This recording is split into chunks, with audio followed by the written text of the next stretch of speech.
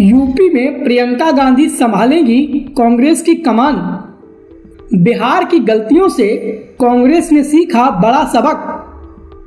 UP में कांग्रेस की मजबूती के लिए मदद करेंगे प्रशांत किशोर। और क्यों कांग्रेस बनेगी अखिलेश यादव के लिए सबसे बड़ी चुनौती। नमस्कार, ये है एनालाइज नाउ और आज हम बात करेंगे यूपी की राजनीति पर, जहां पिछले 36 साल से कांग्रेस पार्टी गायब है और प्रियंका गांधी ने यूपी की राजनीति में कांग्रेस को जमीन पर मजबूत करने के लिए कमर कस ली है। यूपी में कांग्रेस को फिर से खड़ा करने के लिए प्रियंका गांधी प्रशांत किशोर की मदद लेने वाली हैं। लेकिन यूपी की राजनीति में प्रियंका गांधी का यूं एक्टिव होना कांग्रेस के गठबंधन के साथी यानी अखिलेश यादव की परेशानी बढ़ा सकता है। आखिर कैसे, चलिए आज हम आपको इसके बारे में विस्तार से बताते हैं। वीडियो शुरू करें उससे पहले हमारे चैनल को सब्सक्राइब कर लीजिए। देश की वर्तमान राजनीति में विपक्षी दलों को लगातार झटके पर झटके लग रहे हैं। हाल ही में बिहार के विधानसभा चुनाव में कांग्रेस, आरजेडी और लेफ्ट के गठबंधन को बड़ा झटका लगा है और बिहार के चुनावों में एनडीए की प्रचंड जीत हुई है। बिहार में विपक्ष क्यों हारा, इसको लेकर काफी चर्चा हो चुकी है। इसीलिए आज हम यूपी की राजनीति पर बात करने वाले हैं, क्योंकि यूपी में कांग्रेस पार्टी 36 साल से सत्ता से बाहर है।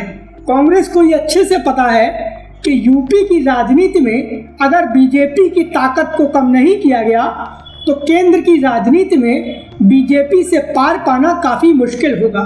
खास बात यह है कि बिहार के चुनावों में कांग्रेस ने जो गलतियां की थी, पार्टी अब उससे सबक सीखती नजर आ रही है। यूपी के विधानसभा चुनाव साल 2027 में होने हैं, लेकिन कांग्रेस ने अपने संगठन को मजबूत करने के लिए अभी से प्लानिंग शुरू कर दी है। आपको याद होगा कि हाल ही में कांग्रेस की राष्ट्रीय महासचिव प्रियंका गांधी वाड्रा ने दिल्ली में जनसुराज पार्टी के संस्थापक और चुनावी रणनीतिकार प्रशांत किशोर से लगभग 1 घंटे की मुलाकात की थी। इस मुलाकात को लेकर कई तरह के कयास लगाए जा रहे हैं, लेकिन सबसे पुख्ता दावा यूपी को लेकर है। दावा यह किया गया कि प्रियंका गांधी ने यूपी की राजनीति में कांग्रेस को खड़ा करने का टास्क प्रशांत किशोर को दिया है। खास बात यह भी है कि प्रशांत किशोर ने यूपी में कांग्रेस के संगठन को मजबूत करने के लिए अपने सुझाव देना भी शुरू कर दिया है। साल 2024 के लोकसभा चुनाव में कांग्रेस पार्टी ने 17 सीटों पर चुनाव लड़ा था और प्रशांत किशोर ने सुझाव दिया है कि इन 17 सीटों पर कांग्रेस पार्टी यात्राएं निकाले। प्रशांत किशोर का मानना है कि जब इन 17 सीटों पर कांग्रेस अपनी यात्रा निकालेगी तो उसकी चर्चा मीडिया में होगी और कांग्रेस का संगठन मजबूत होगा। यूपी में कांग्रेस की इस संभावित यात्रा की शुरुआत प्रधानमंत्री नरेंद्र मोदी के संसदीय क्षेत्र यानी वाराणसी से होगी। आप सभी को पता है कि 2024 के लोकसभा चुनाव में वाराणसी में प्रधानमंत्री नरेंद्र मोदी की जीत का अंतर काफी घट गया था और इसको घटाने के पीछे सबसे अहम कड़ी कांग्रेस के प्रदेश अध्यक्ष अजय राय थे। कांग्रेस की ये यात्रा उन सभी 17 सीटों से गुजरेगी जहां पर 2024 के लोकसभा चुनाव में कांग्रेस पार्टी ने अपने प्रत्याशी खड़े किए थे। कांग्रेस की इस यात्रा का अंत यूपी की राजधानी और रक्षा मंत्री राजनाथ सिंह के संसदीय क्षेत्र यानी लखनऊ में होगा। इस दौरान कांग्रेस एक बहुत बड़ी रैली भी कर सकती है। यूपी में कांग्रेस पार्टी की यात्रा के लिए सबसे ज्यादा जोर प्रियंका गांधी लगाने वाली हैं। इसके अलावा इस यात्रा में नेता विपक्ष राहुल गांधी से लेकर कांग्रेस अध्यक्ष मल्लिकार्जुन खड़गे भी शामिल हो सकते हैं। इसके अलावा कांग्रेस की इस यात्रा में पार्टी के वो नेता भी दिखाई देंगे जो लंबे वक्त से कांग्रेस के हाशिए पर जाने की वजह से अपने घर बैठ गए थे। अब बड़ा सवाल ये है कि यूपी में कांग्रेस का एक्टिव होना समाजवादी पार्टी और अखिलेश यादव के लिए टेंशन की बात क्यों है।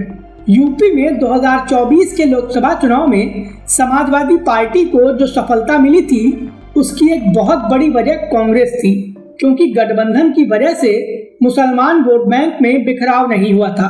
इतना ही नहीं, वो पिछड़ा वोट बैंक जो समाजवादी पार्टी को वोट देने से कतराता है, उसने भी कांग्रेस की वजह से समाजवादी पार्टी के प्रत्याशियों को वोट दे दिया। और यही कारण है कि 2024 का प्रदर्शन 2027 में एक बार फिर से दोहराने के लिए अखिलेश यादव कांग्रेस पार्टी को अपने साथ रखना चाहते हैं। लेकिन कांग्रेस का जरूरत से ज्यादा एक्टिव होना भी समाजवादी पार्टी के लिए समस्या है। इसकी एक बड़ी वजह यह है कि अगर कांग्रेस अभी से अपने वोट बैंक पर काम करने लगेगी, संगठन को मजबूत करेगी, तो निश्चित तौर पर उसका खोया हुआ वोट बैंक कुछ हद तक उसके पास आ जाएगा, जिसमें एक बड़ी भागीदारी मुस्लिम वोट बैंक की भी होगी। इतना ही नहीं, यूपी में कांग्रेस मुस्लिम वोट बैंक को लुभाने की पूरी कोशिश करेगी और यहीं से समाजवादी पार्टी के लिए मुश्किलें खड़ी होंगी, क्योंकि अगर कांग्रेस मजबूत होगी तो सीट शेयरिंग में ज्यादा सीटें मांगेगी और ज्यादा सीटें मिलने पर समाजवादी पार्टी को साल 2017 का विधानसभा चुनाव याद आ सकता है, जब यूपी में कांग्रेस को 100 सीटें दी गई थी और कांग्रेस ने केवल 7 जीती थी। इसके अलावा यूपी की राजनीति में इमरान मसूद से लेकर प्रदेश अध्यक्ष अजय राय तक ऐसे नेताओं की फौज बहुत बड़ी है जो कि ये चाहती है कि यूपी में कांग्रेस अकेले चुनाव लड़े, और अगर कांग्रेस अकेले चुनाव लड़ेगी तो मुस्लिम वोट बैंक बढ़ जाएगा, जिसका सबसे ज्यादा नुकसान समाजवादी पार्टी को होगा। वहीं अगर सीट शेयरिंग के मुद्दे पर कांग्रेस को नाराज किया तो कांग्रेस नाराज होकर गठबंधन में रहते हुए भी समाजवादी पार्टी को नुकसान पहुंचा सकती है। कुछ ऐसा ही कांग्रेस ने बिहार के चुनाव में तेजस्वी यादव के साथ किया था। अगर ऐसा कुछ कांग्रेस ने यूपी में कर दिया तो ये मानकर चलिए कि समाजवादी पार्टी का 2027 का विधानसभा चुनाव जीतने का सपना बहुत आसानी से टूट जाएगा। संभवतः यही कारण है कि कांग्रेस का यूपी में खड़ा होना अखिलेश यादव के लिए सबसे बड़ी टेंशन है। यूपी में कांग्रेस के रिवाइवल प्लान को लेकर प्रियंका गांधी जिस तरीके से काम कर रही हैं, उसको लेकर आपकी क्या राय है? प्लीज हमें हमारे कमेंट बॉक्स में जरूर बताएं। वीडियो पसंद आया हो तो प्लीज इसे लाइक करें और हमें सपोर्ट करने के लिए हमारे वीडियो को ज्यादा से ज्यादा शेयर करें।